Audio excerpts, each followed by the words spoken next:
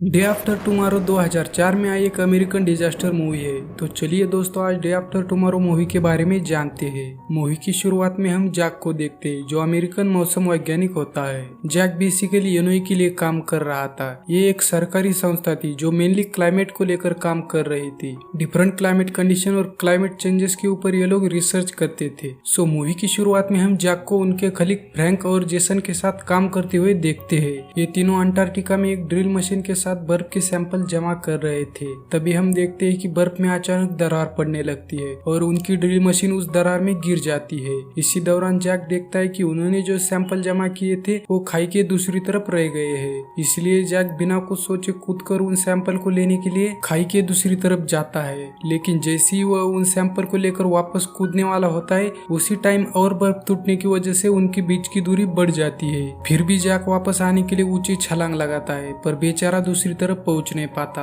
और खाई में गिर जाता है। तभी जेसन और फ्रैंक देखते हैं कि जैक एक हुक के सहारे अभी भी वहां पर लटका हुआ है और वो उसे बाहर खींच लेते हैं। और अचानक इस दरार को देखकर वो तीनों काफी घबरा जाते हैं। पर इसी से हमारी मूवी की रियल स्टोरी शुरू होती है और सबको पता चलता है कि यही है आने वाले खतरों का नया संकेत। इसके बाद हम दिल्ली शहर को देखते हैं, जहाँ पर यूनाइटेड नेशंस की कॉन्फ्रेंस हो रही थी और ये कॉन्फ्रेंस थी ग्लोबल वार्मिंग को लेकर। इसी कॉन्फ्रेंस में जैक ग्लोबल वार्मिंग को लेकर सारे प्रेसिडेंट और मिनिस्टर के सामने बात करता है और वहाँ पर आए सभी लोगों को चेतावनी देता है कि अगर वो लोग ग्लोबल वार्मिंग को लेकर अभी सीरियस नहीं होते हैं तो बहुत जल्द पूरी दुनिया आइस एज में बदल जाएगी और वो दिन अगले 100 या 1000 सालों में आ जाएगा। पर यहाँ पर आए बाकी लोग ये सवाल करते हैं कि ग्लोबल वार्मिंग से अर्थ का टेम्परेचर बढ़ेगा, पर आइस एज क्यों आएगा। और इस बात को एक्सप्लेन करते हुए जैक उन्हें समझाता है कि ग्लोबल वार्मिंग की वजह से बहुत बड़े बड़े ग्लेशियर पिघलकर समंदर में चले जाएंगे और इस वजह से मौसम में काफी सारे बदलाव होंगे। और सिर्फ यही नहीं, कई सारे देशों में बड़े बड़े तूफान और साइक्लोन भी आएंगे जो फाइनली पूरी दुनिया को शीतयुग में बदल देंगे और कहीं भी जिंदगी का कोई नामो निशान नहीं रहेगा। जिस पर वहाँ पर मौजूद अमेरिका के वाइस प्रेसिडेंट बेकर और बाकी लोग जैक की इस बात को नजरअंदाज कर देते हैं। पर वहाँ पर मौजूद टेरी रैप्सन नाम का ओशिनोग्राफर जैक की बातों से सहमत होता है। जिसके बाद हम दिल्ली के मौसम को देखते हैं, जो काफी तेजी से बदल रहा था। इसी घटना के बाद टेरी रैप्सन वापस रिसर्च सेंटर में पहुंच जाते हैं, जो कि था स्कॉटलैंड में। उनके साथ उनके दो और कलीग भी थे, जिनका नाम था साइमन एंड डेनिस। ये तीनों एक साथ वहाँ पर काम करते थे। दूसरी तरफ हम देखते हैं कि टोक्यो जापान में बारिश की तरह बर्फ के बड़े बड़े टुकड़े लोगों के ऊपर गिर रहे थे।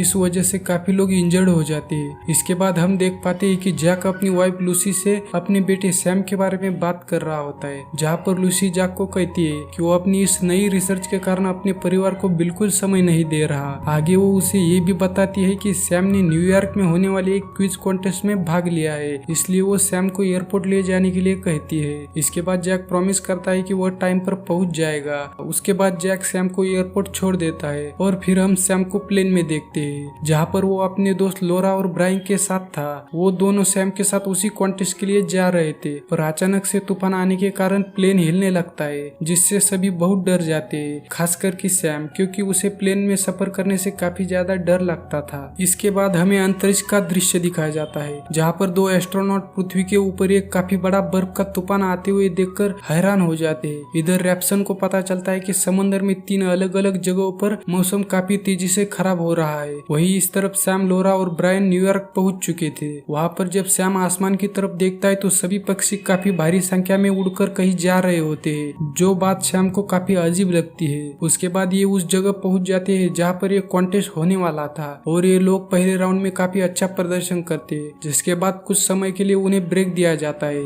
जिसमें ये तीनों जेडी नाम के लड़के से मिलते हैं। इसके बाद हम देखते हैं कि जैक के पास एक कॉल आता है और वो कॉल था साइंटिस्ट टेरी रैप्सन का। टेरी रैप्सन जैक को ये कहते हैं कि तुमने दिल्ली में ग्लोबल वार्मिंग को लेकर जो प्रेजेंटेशन दिया था वह एकदम सही था। और टेरी रैप्सन जैक को ये भी कहते हैं कि तुम्हारी सिर्फ एक ही गलती थी कि मौसम के ये सारे बदलाव 100 या 1000 सालों में नहीं बल्कि अभी होने वाले हैं। इस बात को सुनने के बाद जैक घबरा जाता है और शॉक में आ जाता है, क्योंकि दुनिया बहुत जल्द शीतयुग में बदलने वाली थी और उन लोगों के पास इतना टाइम भी नहीं था कि वो सबको सेव कर सके। इसीलिए फिर जैक यूएनओ के सीनियर टॉम से एक खास तरह की मौसम की जानकारी देने वाली मशीन के मॉडल को तैयार करने की इजाजत मांगता है, लेकिन टॉम जैक को इसके लिए साफ इनकार कर देता है। इसके बाद टॉम को लॉस एंजलिस में आई चक्रवात की सूचना मिलती है। यह चक्रवात इतना बड़ा था कि पूरे शहर को तहस नहस कर देता है। सिर्फ यही नहीं, इस चक्रवात में लॉस एंजलिस की 75% आबादी खत्म हो जाती है। ये बात यूएसए के प्रेसिडेंट और वाइस प्रेसिडेंट के पास भी पहुंच चुकी थी। इसके बाद प्रेसिडेंट सारी फ्लाइट को बंद करने की परमिशन दे देते हैं। इस घटना के बाद जैक का सीनियर टॉम उसे मौसम की जानकारी देने वाली मशीन को बनाने के लिए 48 घंटे का वक्त दे देता है। उसके हाथ में बहुत कम टाइम था, इसके बीच उनको सारा डिसीजन लेना था। इस काम में जैक को जो मदद कर रही थी जनेट टोकड़ा, जो कि एक एटमॉस्फेयर स्पेशलिस्ट थी।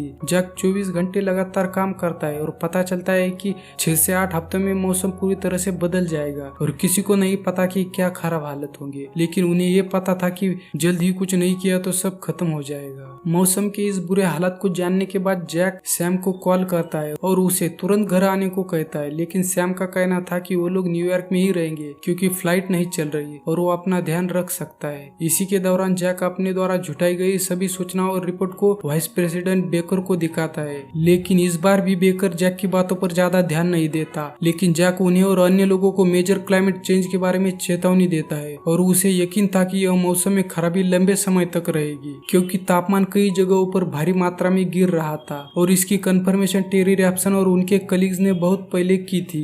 वही दूसरी तरफ उत्तर का तापमान इतनी तेजी से नीचे गिरता है कि हेलीकॉप्टर का इंजन जैम हो जाता है और हेलीकॉप्टर उड़ते उड़ते ही जमकर क्रैश हो जाता है। वही दूसरी तरफ जैक टेरी रैप्सन को बोलता है कि बर्फीला तूफान उनकी तरफ बहुत तेजी से बढ़ रहा है, तुम लोगों को जल्दी वहां से निकलना चाहिए। इस पर फिर रैप्सन कहता है कि अब बहुत देर हो चुकी है, इसलिए अब कुछ नहीं किया जा सकता। इसलिए फिर वो जैक से आखिरी अलविदा ले लेता है। इधर सैम और उसके दोस्त भारी बारिश और तूफान के कारण कहीं फंस जाते हैं। तभी सिक्योरिटी गार्ड उन्हें एक पब्लिक लाइब्रेरी में पनाह लेने के लिए कहता है। फिर तभी सामने से सैम को एक विशाल सुनामी जैसी लहर आती हुई दिखाई देती है, इसलिए वो लोरा को उससे बचाकर लाइब्रेरी के अंदर पहुंच जाता है। अब हम देखते हैं कि पूरे न्यूयॉर्क शहर में पानी ही पानी भर गया है। इसके बाद सैम अपने पापा से बात करता है। सैम बहुत ही डरा हुआ था क्योंकि हर जगह पानी भरा हुआ था। फिर जैक उसे कहता है कि चाहे कुछ भी हो जाए वो और उसके दोस्त लाइब्रेरी के बाहर कहीं भी ना जाए। और फिर वो सैम से ये भी कहता है कि वो लोग जितना हो सके उतना खुद को गर्म रखने की कोशिश करे। जिस दौरान जैक सैम से वादा करता है कि वो उसका इंतजार करे क्योंकि वो कुछ भी करके उसे लेने के लिए जरूर आएंगे।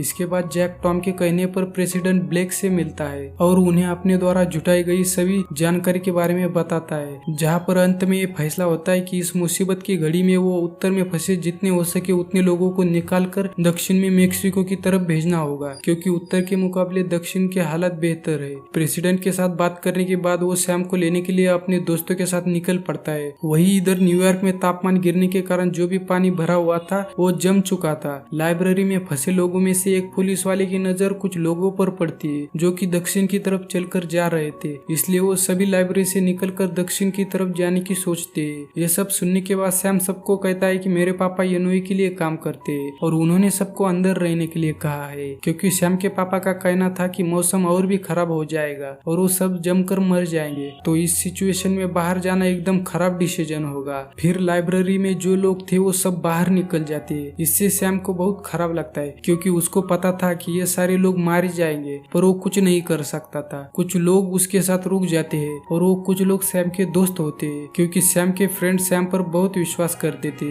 कि सैम के पापा उन्हें लेने जरूर आएंगे। वही दूसरी तरफ लूसी जो जैक की वाइफ थी वो मेक्सिको के लिए रवाना हो गई थी। प्रशासन की परमिशन से पूरी कंट्री खाली हो रही थी और सारे कोई मेक्सिको की तरफ मतलब दक्षिण की तरफ जा रहे थे क्योंकि वहाँ इतना ठंडा नहीं था। वही दूसरी तरफ जैक और उसके दोस्त न्यूयॉर्क की तरफ जा ही रहे थे कि उन लोगों की गाड़ी खराब हो जाती है और वो लोग चल के जाना शुरू कर देते हैं। वही दूसरी तरफ सैम और उसके दोस्त किताबें जलाकर अपने आप को गर्म रखने की कोशिश कर रहे थे। वहाँ पर हम लोग जैक को देख पाते जो चलकर न्यूयॉर्क की तरफ जा ही रहा था कि उन लोगों का एक एक्सीडेंट हो जाता है और जैक का एक साथी फ्रैंक मारा जाता है। जैक को बहुत बुरा लगता है पर उन लोगों के हाथ में कुछ नहीं था, इसलिए जेसन और जैक चलना फिर से शुरू कर देते। इधर सैम लोरा से प्यार का इजहार करता है पर कुछ देर बाद लोरा की तबीयत बहुत खराब हो जाती है। उसको बहुत तेज बुखार हो जाता है जो बिना मेडिसिन ठीक नहीं हो सकता था और लोरा के पैरों में बहुत ज्यादा इन्फेक्शन हो चुका था और अर्जेंटली कोई मेडिसिन नहीं मिलती तो लोरा मर भी सकती थी। तभी सैम, जेडी और ब्रायन मिलकर लाइब्रेरी से बाहर जाते हैं। बाहर एक शिप खड़ा हुआ था जो समंदर से बहकर शहर के अंदर आ गया था। वो लोग शिप के अंदर जाते हैं और एंटीसेप्टिक ढूंढने लगते हैं। तभी वहाँ शिप के अंदर कुछ भेड़िया आ जाती है। ये भेड़िए पिंजरे के अंदर थे और मौसम खराब होने की वजह से वो पिंजरा तोड़कर वहाँ से भाग जाते हैं और अभी ये भेड़िए शिप के अंदर घूम रहे रहे थे। ये सारे भेड़िए मिलकर जेडी के ऊपर हमला कर देते जिससे जेडी घायल हो जाता है, पर सैम जेडी और ब्रायन को वहां से बड़ी चालाकी से निकाल कर ले आता है और उसके साथ वो मेडिसिन भी लाने में कामयाब होते हैं और लोरा को एंटीसेप्टिक मेडिसिन देते हैं जिससे लोरा पूरी तरह से ठीक हो जाती है। तभी हम लोग देखते हैं कि न्यूयॉर्क के ऊपर से भी ऐसा तूफान शुरू हो गया था कि वहाँ की सारी बिल्डिंग जमना शुरू हो गई थी। तभी दूसरी साइड हम देखते हैं कि जैक और जेसन चलकर न्यूयॉर्क की तरफ आ ही रहे थे कि यहाँ बर्फ का तूफान आने की वजह से टेम्परेचर इतना लो हो जाता है कि जैक को लगता है कि वो लोग मारे जाएंगे। तभी जेसन ठंड की वजह से बेहोश हो जाता है और जैक जेसन को एक जगह ले आता है। अगर वो ये नहीं करता तो ठंड की वजह से वो दोनों भी मारे जाते। तभी हम लोग सैटेलाइट का एक सीन देखते हैं जहाँ पर देख पाते हैं कि एस्ट्रोनॉट पृथ्वी के ऊपर से देख रहे थे और उन लोगों को पता चलता है कि तूफान धीरे धीरे से पृथ्वी के ऊपर से कम होने लगा था। उसके बाद जैक वहां से निकलता है और फिर से चलना शुरू कर देता है और शाम का वक्त था इसलिए चारों तरफ अंधेरा होने लगता है, इसलिए वो टेंट में रुक जाते हैं और अगले दिन सुबह होती है। तब जैक और जेसन देखते हैं कि फिर से मौसम ठीक हो गया है। बारिश तूफान किसी का भी कोई नामो निशान नहीं था, मौसम एकदम साफ हो गया था और धूप भी निकल गई थी।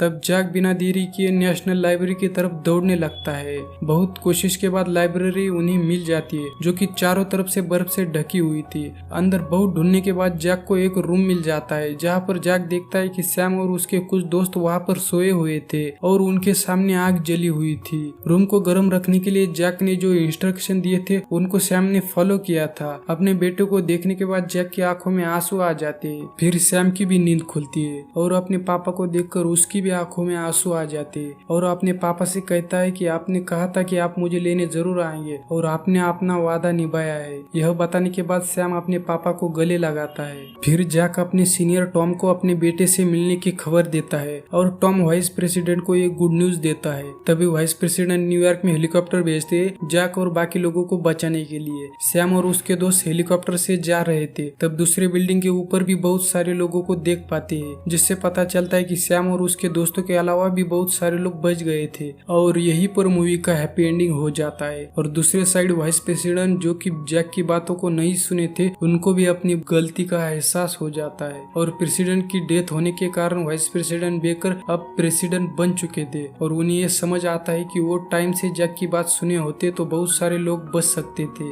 ये स्टोरी आप लोगों को कैसी लगी कमेंट करके जरूर बताना और जाते जाते हमारे चैनल को सब्सक्राइब भी करके जाना।